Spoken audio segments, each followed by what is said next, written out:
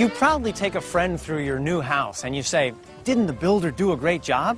But instead of agreeing with you and giving him the praise that he deserves, he says, "I don't believe there was a builder." You're amazed. You wonder if your friend has just suddenly become mentally challenged, or did he bang his head on an exposed beam? I mean, why would he deny that there was a builder?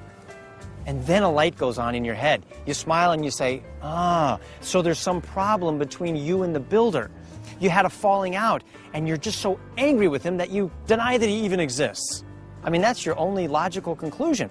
You can't think of any other reason why an intelligent, rational human being would suddenly abandon logic and basic reasoning and deny something so blatantly obvious. What do you think happens when somebody dies? I think they just die, and I think that there's no place they go to. I think they just sit in the ground and the bugs come and that's it. You believe there's no God, right? Right.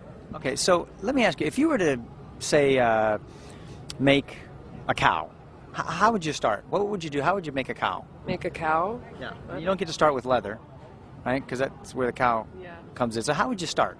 Well, I don't know. That's a good question. As an atheist myself, for a lot of years, I kind of said, well, hey, look, I'm having a great time in my life, frankly, and I'm not going to join all these religious nuts and start believing in fairy tales. But one day I started thinking about the fact that, okay, if I die and I find out that there is a God, I'd really want to know before I die, so God, is there any way that you could give me some clues? Maybe I'm just looking at the glass half empty instead of half full. And when you think about stuff like Jeff, I don't know how I'd begin to make a Jeff. I can't start with eyes or ears, and if I were to make his vascular system, do I start by making a heart or the blood or the veins? And if we all evolved, which one came first? Because none of the others can even have a function if they're not all three there at the same time. Right. So if there's a God, and he's good, and he sees all things and he's all powerful, do you think he would see you as a good person? I do. I know that there's a God. I don't know Jeff well enough, but I would tell you that I know there's a God because I'm living, I'm breathing, I'm standing here, and I think you know that there's a God. Deep down in your heart, you put your head on the pillow and you kind of go, is this all there is? Does my life really have no meaning or purpose other than to just sort of be bug food in about 50 years when I die and have a good time while I'm here? What scares you most in life? What scares me most in life? What's the most frightening thought you can think of? Maybe not having the freedom to believe what I want or do what I want. Therein lies the problem between the professing atheist and God. There is a state of hostility between them. He does have a reason for being unreasonable. He objects to the moral standards of God.